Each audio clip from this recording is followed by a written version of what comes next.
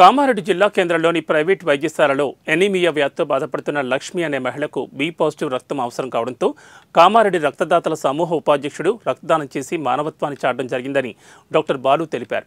ఈ సందర్భంగా ప్రభుత్వ ఉపాధ్యాయుడిగా విధులు నిర్వహించడమే కాకుండా సామాజిక సేవలో భాగంగా ప్రతి 3 నెలలకు ఒకసారి రక్తదానం చేస్తున్నారని తెలిపారు. బాధపడుతుండడంతో వారి కుటుంబ సభ్యులు కామారెడ్డి రక్తదాతల సమూహం ఐవీఎఫ్ సేవదల్ సహకరించడం జరిగినప్పుడు కామారెడ్డి రక్తదాతల సమూహ ఉపాధ్యక్షులు ప్రభుత్వ ఉపాధ్యాయులు జమీల్ సార్ ముందుకొచ్చి రక్తదానం చేయడం జరిగింది. ఇప్పుడే కాదు, గతంలో కూడా అత్యవసర పరిస్థితుల్లో ఉన్న వారికి కానీ, డెంగ్యూ వ్యాధితో బాధపడుతున్న వారికి కానీ, ఆపరేషన్ల నిమిత్తము అనీమియా వ్యాధిగ్రస్తులకు కానీ రక్తాన్ని సకాలంలో అందిస్తూ ప్రభుత్వ ఉపాధ్యాయులు ఆదర్శంగా ఉంటున్నారు.